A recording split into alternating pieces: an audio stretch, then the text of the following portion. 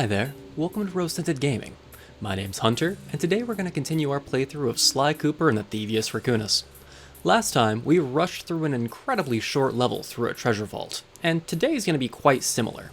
As a bonus, however, Bentley is going to give us a fun physics lesson. So let us begin.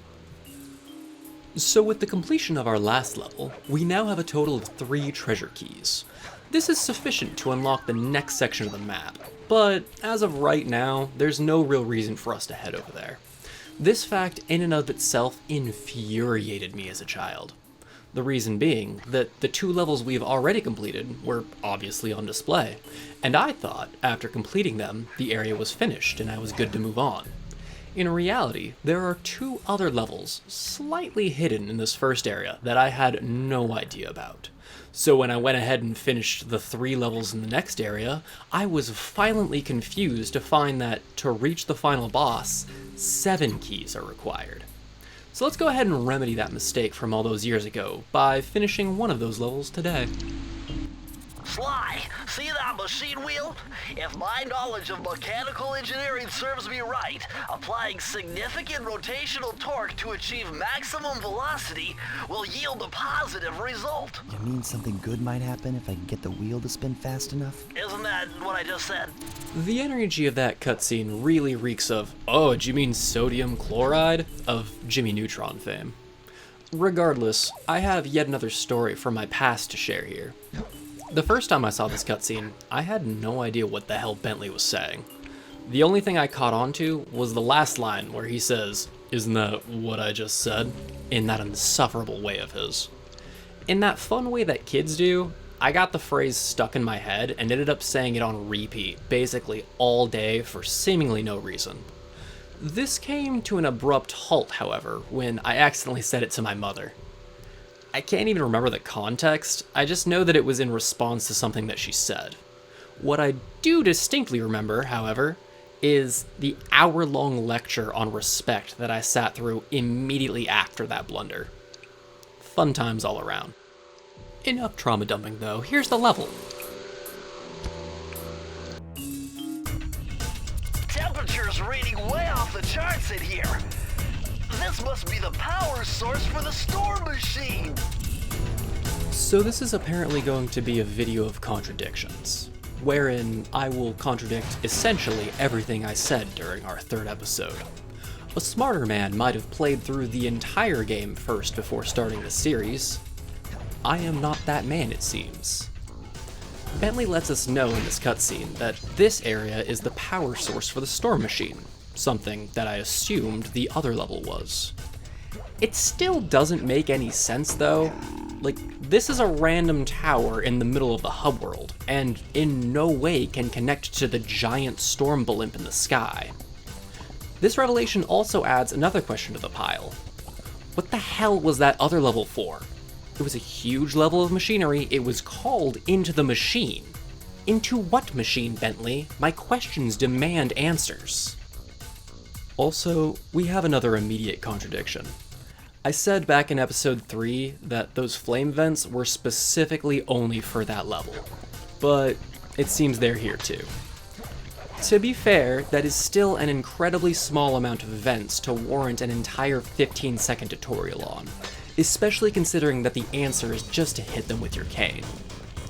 But this time, I am certain. This is the last time we are ever going to see these vents.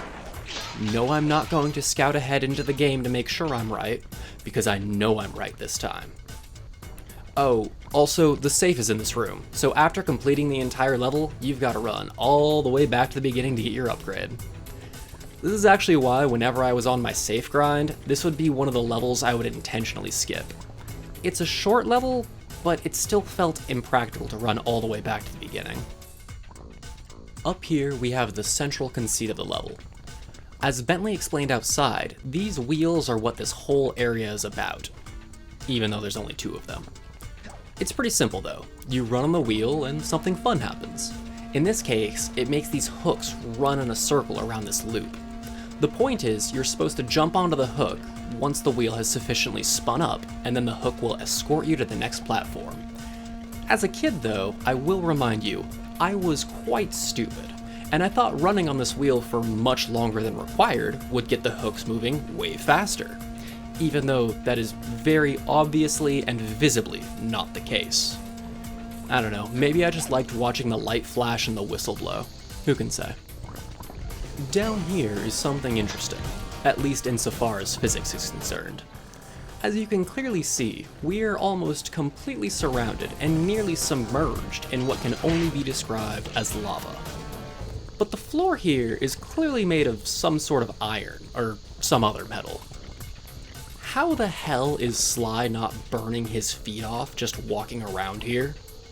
The workman there gets an oh-so-slight pass, considering that I can suspend some amount of disbelief by seeing that he's wearing some heavy-duty work boots. But Sly? My man is wearing glorified shoe booties. The confusion continues over here. This pipe is literally submerged in lava. Sly, however, can just grab onto it with essentially his whole body. Have you ever left a metal spoon in a bowl of hot soup for a while, and then went to grab it and burned yourself? Yeah, the same principle should apply here. None of this makes sense. In all honesty, my first draft of this script was way longer. I went into a huge diatribe on this point about a theory I had which might make this make sense, in which I talked about the thermoconductivity of metals and explained what the hell watts per meter Kelvin meant, but I cut it for time. It was way too obtuse. If you're curious to hear that though, let me know in the comments. I know for a fact I will have ample opportunity to squeeze it into another video in the future. Physics lesson aside, we are once again basically at the end of the level already. Our last obstacle is the pride and joy of any self-respecting game developer of this era. That being just a big ol' rock. This time, however, unlike in Crash Bandicoot, the rock is our friend. The trick here is to run on the wheel, causing the conveyor belts to convey the rock towards this window blocking our path. You can't run on it all the time though, else the searchlight will get you. This was no impediment for my younger self though, because in all of my genius, my foolproof strategy was to enter this section with a horse tube, and just tank a hit from the light. If you start running just as the light leaves the wheel, you can get the rock to the glass while only taking a single hit of damage. Perfect strategy, perfect execution. What can I say? That said though, it did make the run up to the key a little bit more dangerous, because for some reason the architects of this generator left the alarm to that wheel light behind an impenetrable wall of glass where nobody could get to it. They also left searchlights on these conveyor belts, which are also behind an impenetrable wall of glass. God, I am glad I never decided to pursue a career in security, because this would have given me a blistering headache. Anyways, we have to now begin our journey back to the beginning of the level. In the meantime, allow me to regale you with another story from my life to pass the time. As a kid, I wasn't able to play M-rated games until I was, I think, 16 or 17. But because of that, I was able to find all sorts of hidden gems that no one would notice because they were busy playing Call of Duty at the time. Pac-Man World 2 comes to mind. This game, obviously, even though it's not a hidden gem per se. The list goes on, and I'm kind of grateful for it. I'm thinking about doing the same thing with my kids. We'll see what happens. Press the circle to enter the vault code. I'm unbeatable! No code can stand before me! It's got to be 579!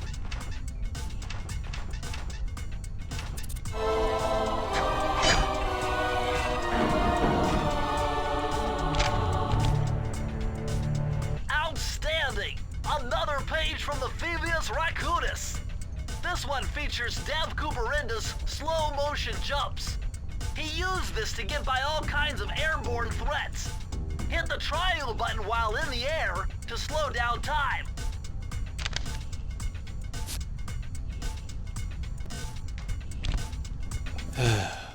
Still nothing from Bentley. I swear, I distinctly remember a line of his saying something like, "Oh wow, Sly, I'm glad I have a theoretical degree in physics, otherwise I would have never solved this one." Or something like that. Maybe there's only one line like that in the game, and I just rose tinted it in my brain, making me think that it was applicable for most safes. Anyways, this upgrade sucks too. At the very least, the last upgrade we got, the Binocucom one, it's useful if you don't know where all the clue bottles are, but slowing down time in the middle of a jump is literally never useful in this game. Sly pretty much keeps his momentum in the air. He's not like a character from Destiny where you can change which way you're heading at a flick of the joystick. If you make a mistake and you're headed for a trap, slowing down time isn't gonna help in the slightest, especially considering that Sly doesn't move at normal speed like is common for other games with time powers. You just end up extending the time of your mistake, which allows you to ponder your failings for a couple more seconds. The only use for this I can think of is if you were to jump off of something high to take out a guard in a more cinematic way. You know what, actually, yeah, no, we're gonna see that while I run back to the key. But there is just one more thing to talk about first. As I said before, the correct way to navigate this is to get the wheel running, then cross the thing, then climb the pipe, and then jump, and yada yada yada yada yada. If you want to skip all that, just jump on the steam vent and then up on this platform. It is super easy. Anyways, take it away, Future Hunter.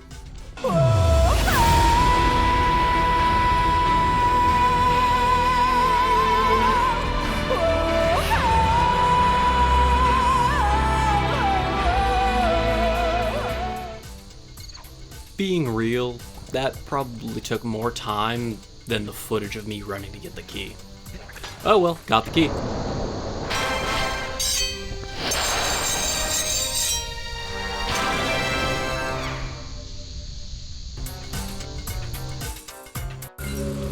Thank you yet again for making it to the end of another video. Unless you happen to fall asleep at any point. If that's the case, just make sure you have this playlist set to loop. It really helps the algorithm. Next time, we'll be exploring probably the coolest mechanic in the entire game. See you then.